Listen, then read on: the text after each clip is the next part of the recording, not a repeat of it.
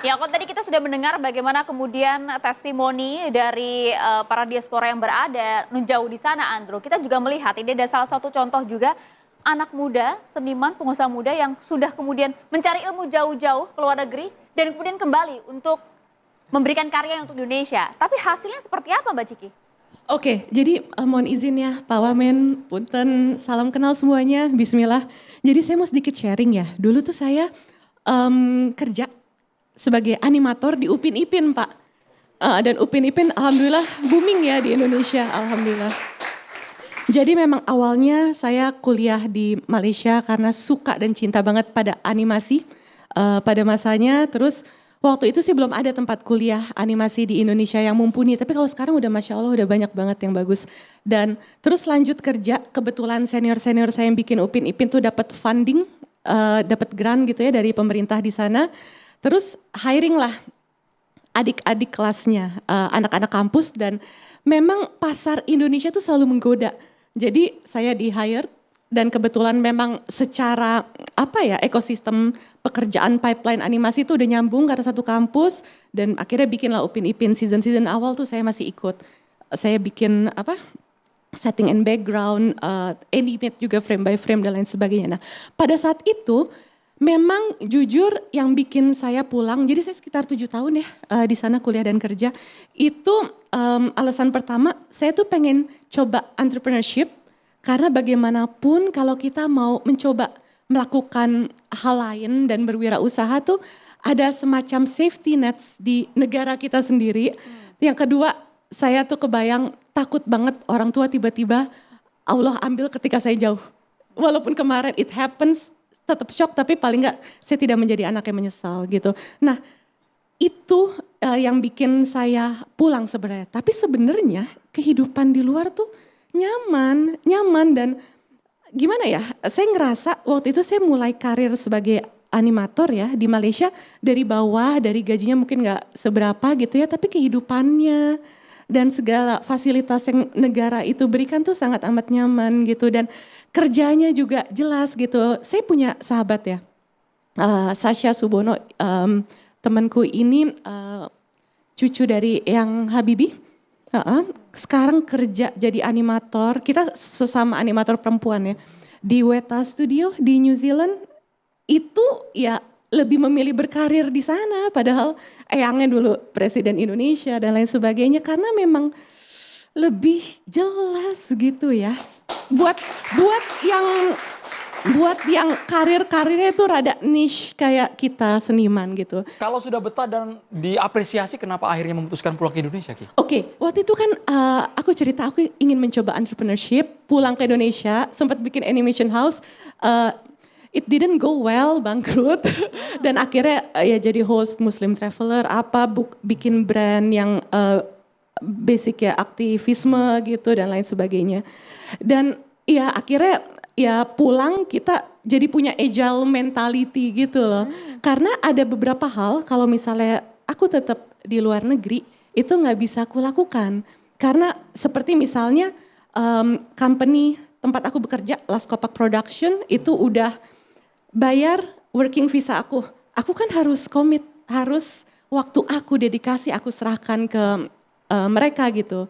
Dan ada di fase aku pengen melakukan hal lain dan akhirnya pulang ke Indonesia. Jadi menurutku ya punten Pak Wamen, mungkin sebaiknya gini, ini tentang hashtag kabur aja dulu, ini kan cara kita ya sebagai kayak kontrol sosial ya, civil society melakukan social control terhadap kinerja pemerintah.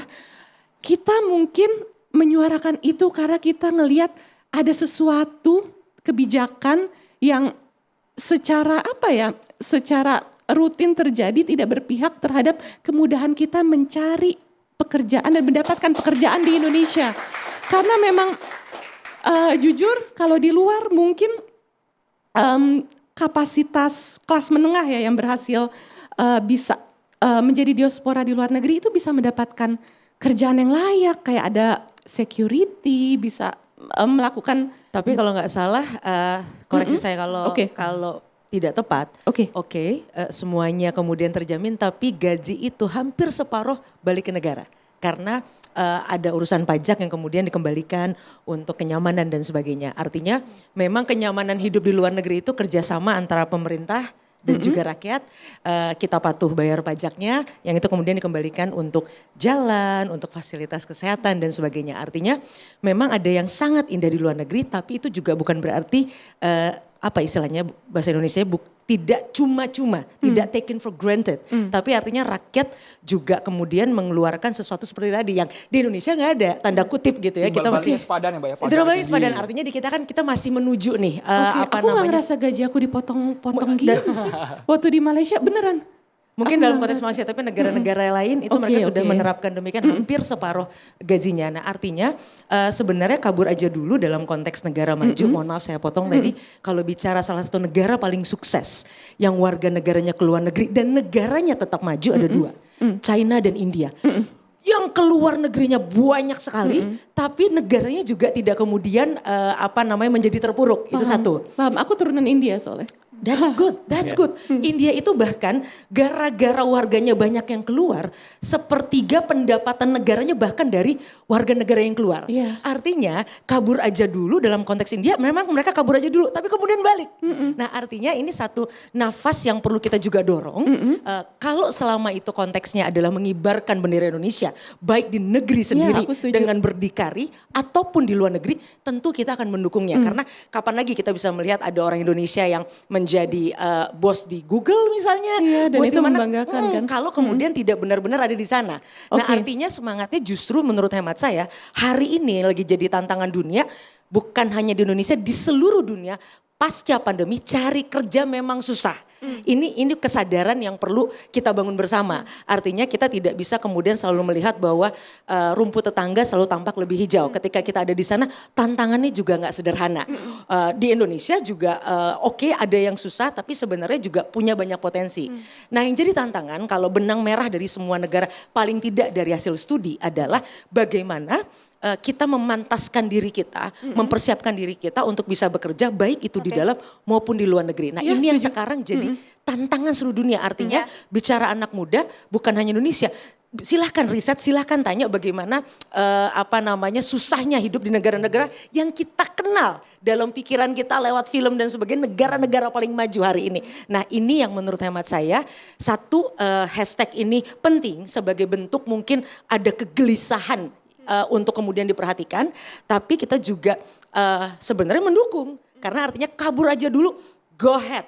Nanti please balik lagi dan saya yakin gak ada urusannya sama nasionalisme. Itu dia, tapi kayak berbeda nih ya dengan statementnya wakil Pak Wamenaker kita nih kan, kalau tadi bilangnya manggilnya jadi agak hati-hati gitu nih Pak Wamenaker. Itu dia, Pak Wamenaker kita nih yang berbeda ya. Nampaknya pandangannya berbeda Pak Wamen. Soal apa? Kan kalau Pak Wamen kan statementnya itu tadi seperti yang disinggung oleh Bang Kalau mau Pangeran kabur, ya. kabur aja udah pergi. Gak usah balik lagi. Gitu. Jangan perluin hashtag-hashtag itu. Gini, itulah Bang kira-kira Bang ya. Itu harus dipahamin konteksnya dan kejadiannya ya. Itu waktu saya melontarkan pernyataan itu saat ada acara MOU dengan Kementerian Desa.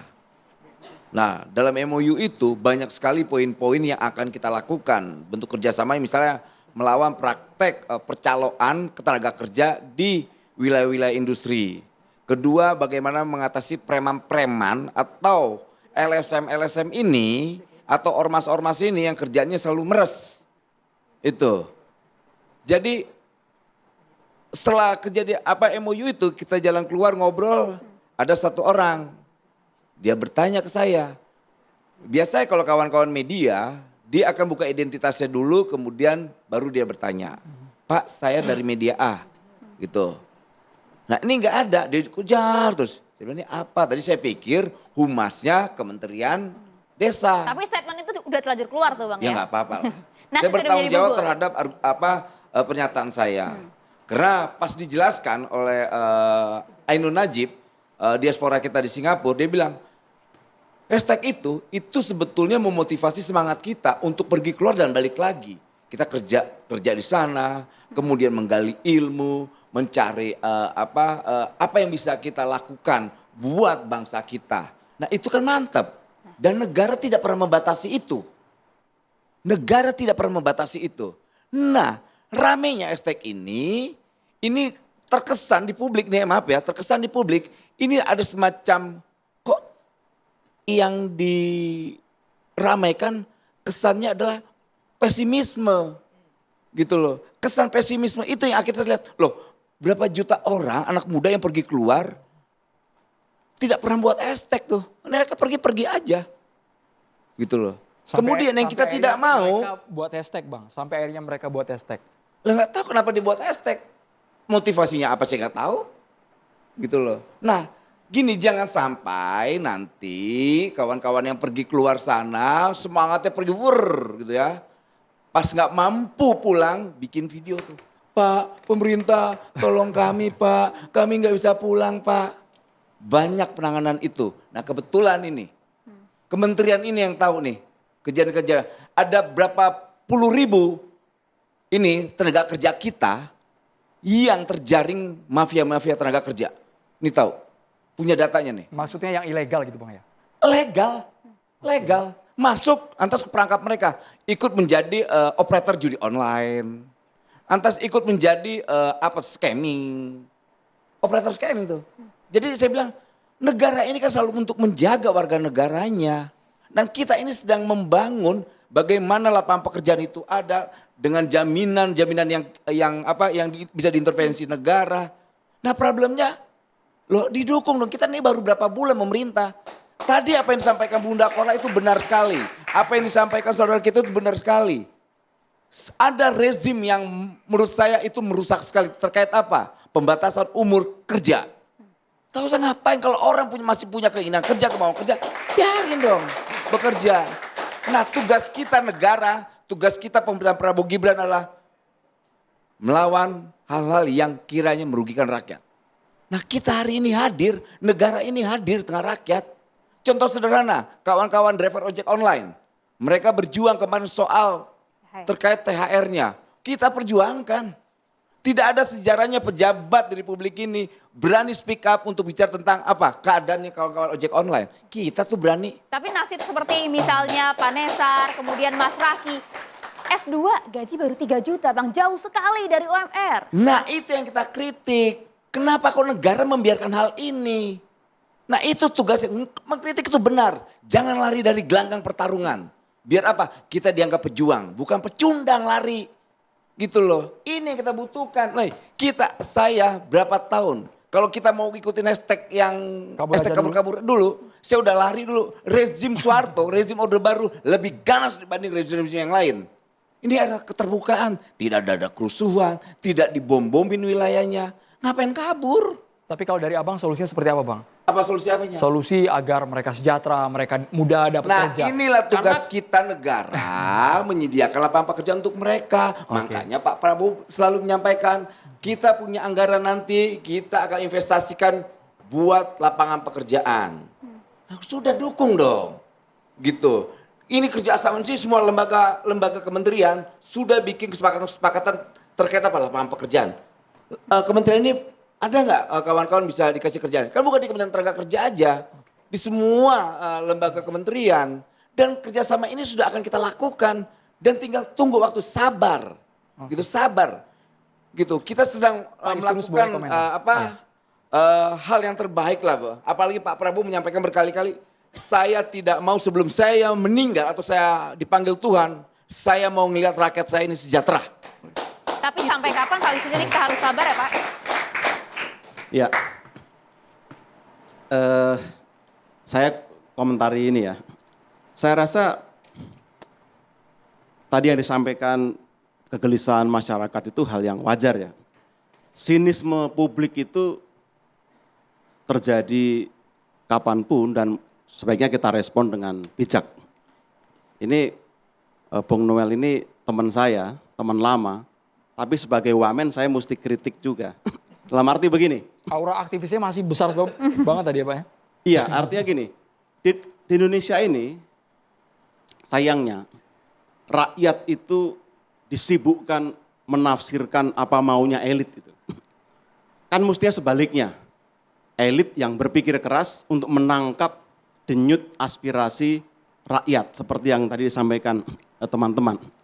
Maka menurut saya ya kita berharap ada sensitivitas. Saya percaya kawan Noel ini orang yang sangat spontan gitu. Tapi kita juga mesti ingat, ini terkait dengan ekonomi juga ya. Ekonomi global domestik sedang tidak baik-baik saja. Kita semua sepakat. Maka mesti kita jaga pula sinyal, gesture ke publik termasuk ke global. Jangan sampai ada kesan kita ini belepotan menyampaikan opini atau pendapat ke publik sehingga tidak ada kepastian. Ekonomi sangat erat dengan kepastian. Maka saya harap, ini saya rasa ajakan untuk semua ya, kita mesti sensitif bahwa situasi sedang tidak baik-baik saja, maka perlu kepekaan terutama dari para pejabat. Tapi klarifikasinya tadi kan sudah diutarakan bahwa merasa dijebak. Ya artinya apapun, bahkan pejabat tuh ngigau pun mesti waspada gitu loh. Bahwa omongannya itu, igoannya itu juga akan direkam oleh publik gitu. Problemnya 80% naluri aktivis saya masih kuat. Ya itu Saya sudah sedang bagus. beradaptasi dengan situasi jabatan saya. Dulu kita punya cita-cita 98 bagaimana melawan yang namanya birokrat yang korup. Kita melawan sistem yang sangat korup. Korban sistem itu apa? Termasuk saya. Saya hanya mendapatkan ruang yang kecil, kebetulan dapat sebuah keberuntungan. Itu doang, tidak lebih dari itu. Iya. Karena memang saya punya cita-cita. Oke, saya rasa ini kan bagus. Bagus, sangat Maka bagus. jangan sampai niat mulia itu terdistorsi hanya karena kita keliru dalam memilih cara berkomunikasi dengan publik. Jadi menurut saya apapun yang disampaikan publik saat ini, sesinis apapun, sebaiknya itu direspon secara terukur. Lalu yang kedua kan butuh kerendahan hati juga. Kerendahan hati untuk mengatakan. Kalau menurut saya hashtag, saya tidak membela siapapun dalam hal ini. Pemerintah juga sudah berusaha bekerja keras. Kabur aja dulu itu sebenarnya juga menyiratkan, kata dulu itu kan pengen balik sebenarnya kan. Pergi sementara pengen balik. Temporary, Jadi ya? nasionalisme juga tidak boleh, saya ngeritik pejabat tapi bukan Bung Noel. Pejabat yang seolah-olah mempartisi nasionalisme itu hanya untuk orang yang tinggal di Indonesia. Tadi kita mendengarkan semuanya, testimoni bahwa justru semangat nasionalisme, cinta tanah air itu tumbuh dan menggebu ketika mereka di luar berkontribusi. Nanti Pak Wamen P2Mi bisa mengkonfirmasi.